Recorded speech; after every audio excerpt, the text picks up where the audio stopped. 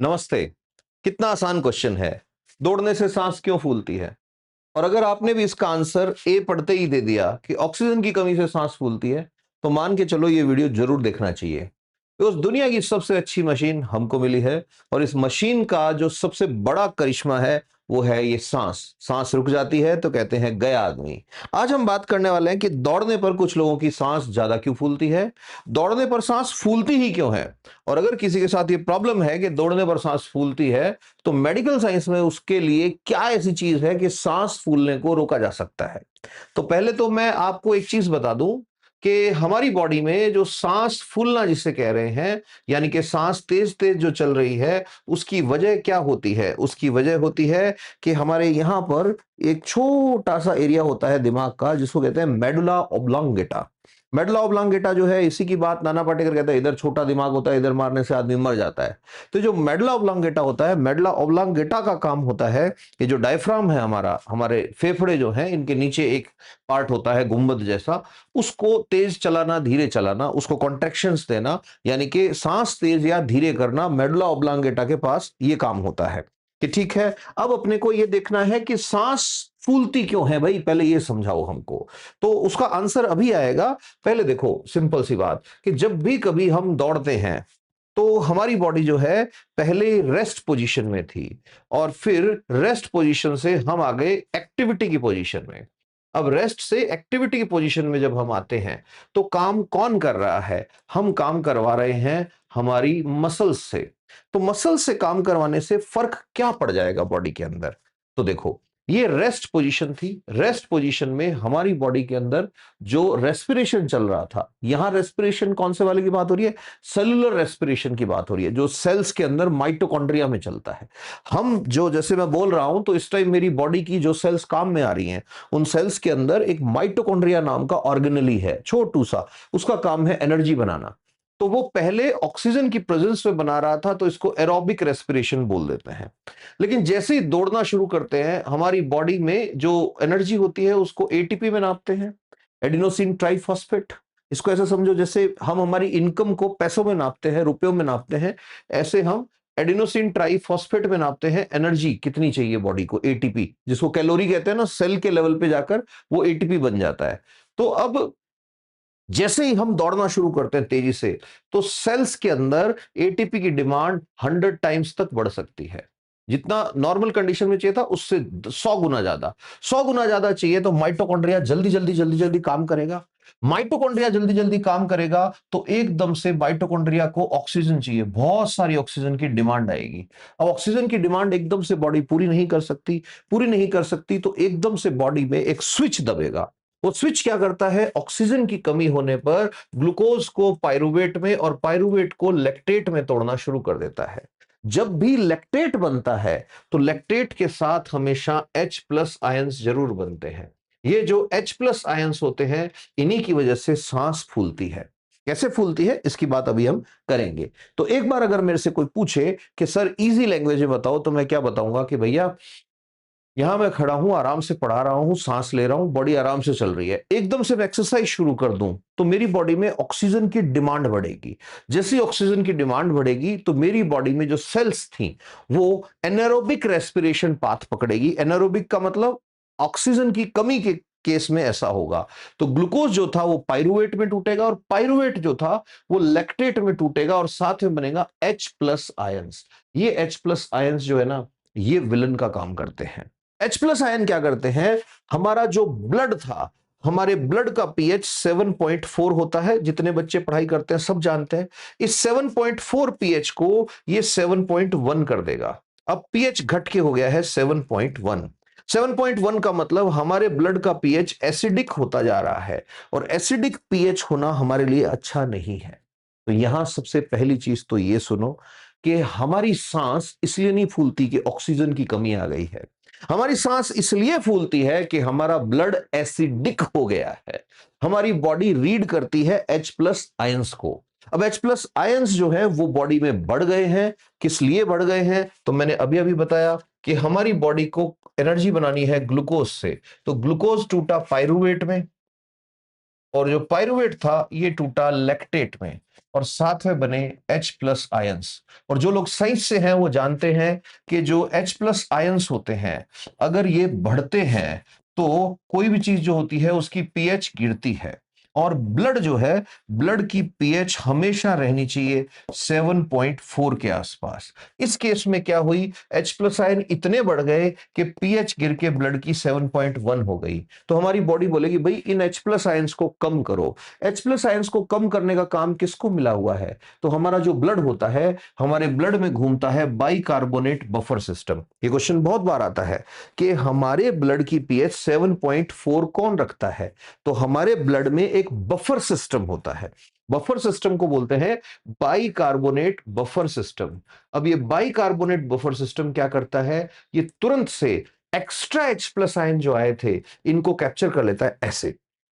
अब जैसे ही ये कैप्चर करेगा तो H2CO3 बनाएगा, और ये H2CO3 ये टूटेगा H2O में और CO2 में, और अब ये जो CO2 है ये ब्लड के अंदर बढ़ जाएगी। तो अब CO2 ब्लड के अंदर बढ़ चुकी है।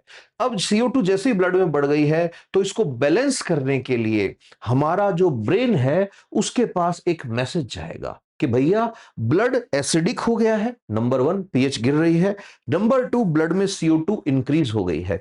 जैसे ही ये मैसेज हमारे ब्रेन के पास पहुंचता है, हमारे ब्रेन में यहां पे मैंने बताया कि मेडुला ऑब्लांगेटा होता है, ये मेडुला ऑब्लांगेटा तुरंत एक नर्व जाती है यहां से, फ्रेनिक नर्व जिसको बोलते हैं, वो हमारे लंग्स को, हमारी सांस को कंट्रोल करने का काम करती है। उस फ्रेनिक नर्व को धमकाता है, तुम क्या कर रहे हो, तुम्हारे रहते हुए कैसे CO2 ज्यादा हो गया? तो अब CO2 को बाहर निकालने के लिए सांस फूलती है। तो कितना अच्छा क्वेश्चन था कि बताओ हमारी बॉडी में सांस क्यों फूलती है? अगर इसका आंसर ये दिया है कि ऑक्सीजन की कमी से, तो ये इसका आंसर नहीं है। इसका आंसर है CO2 बढ़ गई है इसलिए सांस फूल रही है। तो हमारी सांस इसलिए फूल रही है ताकि CO2 को बाहर निकाला जा सके। अब CO2 को बाहर निकालना है तो तेज तेज तेज तेज सांस अंदर भी जाएगी बाहर भी आएगी, इसलिए हमारी सांस फूलती है। तो ये मैंने बताया कि भाई हमारी सांस क्यों फूलती है। तो हम क्या है, ऑक्सीजन डेफिसिट में चले जाते हैं जब हम एक्सरसाइज करते हैं। तो उसको बराबर करने के लिए, रिकवरी में लाने के लिए हमारी बॉडी कंटिन्यू ऑक्सीजन खींचती रहती है। इसीलिए हम जब एक्सरसाइज बंद कर देते हैं, बैठ जाते हैं, तब भी हमारी सांस थोड़ी देर तक फूली रहती है। इसका रीजन होता है ईपीओसी मैकेनिज्म। ईपीओसी क्या होता है? ईपीओसी होता है excess post exercise oxygen compensation या कंजम्पशन। कि क्या होता है कि एक्सेस का मतलब पहले हमारे बॉडी में जो बैलेंस बिगड़ा था उसको मेंटेन करने के लिए पोस्ट एक्सरसाइज मानी उसके बाद भी, एक्सरसाइज के बाद भी ऑक्सीजन को कंज्यूम करेगी बॉडी, सो दैट हमारी बॉडी में बैलेंस बन जाए ऑक्सीजन का और CO2 का। तो इसको ऑक्सीजन डेट बोल देते हैं। ऑक्सीजन डेट का मतलब हमारे में ऑक्सीजन की जो कमी आई थी उसको बैलेंस करना है। तो इस तरह से हमारी बॉडी जो है उसमें सांस फूलती है। अब जो लोग कंटिन्यू एक्सरसाइज करते रहते हैं, एकदम बढ़िया एंड्योरेंस वाली ट्रेनिंग करते हैं। एंड्योरेंस ट्रेनिंग का मतलब क्या है कि हमारी बॉडी को बार बार बार बार तंग करते हैं। देखो सीधी सी बात है, जब भी शरीर को तंग करोगे तो एक फायदा मिलेगा। वो फायदा क्या मिलेगा? तंग करते ही हमारी मसल्स एटीपी मांगेंगी कि एटीपी लेके आओ।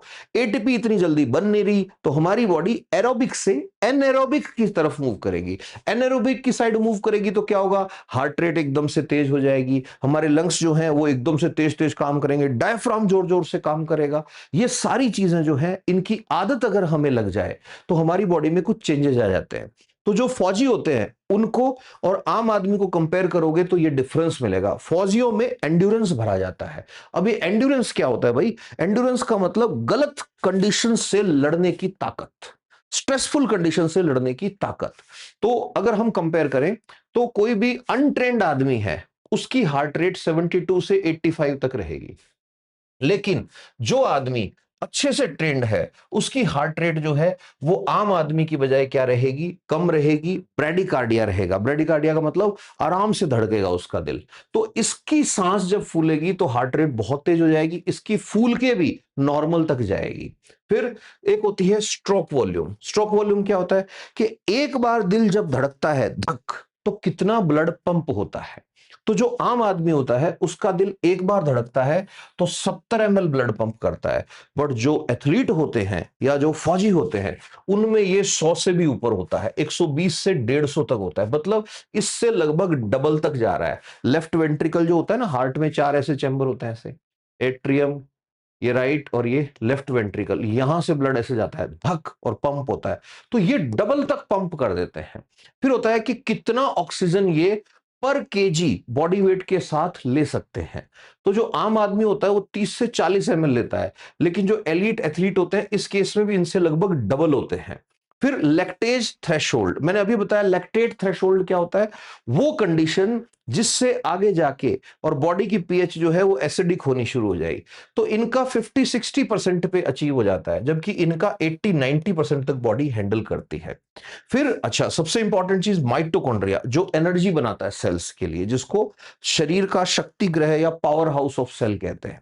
इसमें क्या होता है कि इसमें जल्दी जल्दी लैक्टिक एसिड बनने लग जाता है, लेकिन जो ट्रेंड एथलीट होते हैं उनकी मसल्स में, उनकी सेल्स में माइटोकॉन्ड्रिया बहुत सारे होते हैं, तो वो बहुत लेट जाकर के लैक्टिक एसिड बनाना शुरू करते हैं। काफी देर तक एरोबिक ऑक्सीडेशन ही उनकी बॉडी करती रहती है, एरोबिक रेस्पिरेशन चलता रहता है। फिर इनकी मसल्स के अंदर भी एक डिफरेंस होता है। जो एंड्योरेंस वाले एथलीट होते हैं या जो फौजी होते हैं, उनकी जो कैपिलरीज होती हैं वो बहुत डेंस होती हैं, बहुत सारी कैपिलरी होती है। कैपिलरी क्या होती है? छोटी छोटी छोटी छोटी पाइप होती है हमारी बॉडी के अंदर, जो पूरे शरीर के अंदर जो है ऑक्सीजन वाला ब्लड लेके जाती हैं। तो इनसे ज्यादा इनके अंदर होता है, तो इस वजह से ये चल पाते हैं। अब सबसे इंपॉर्टेंट चीज आती है कि सांस फूलता है तो उसको मैनेज करने के लिए क्या किया जा सकता है। तो एविडेंस बेस्ड मेडिकल साइंस के पास जो तरीके हैं वो है 5। सबसे पहला और सबसे इफेक्टिव तरीका है रिदमिक लोकोमोटार रेस्पिरेटरी कपलिंग। इसको रेस्पिरेटरी कपलिंग विद ब्रीदिंग भी कहते हैं। कि क्या करना है आपको, कि आप जब दौड़ रहे हैं, ये मेडिकल साइंस के तरीके हैं, ये ऐसे नहीं है कोई उठा के कोई भी बता रहा है तू नाक से सांस लिया कर, तू मुंह से सांस लिया कर, सांस फूलना बंद हो जाएगा, ऐसे नहीं। मैं वो बता रहा हूं जो मेडिकल साइंस कहता है।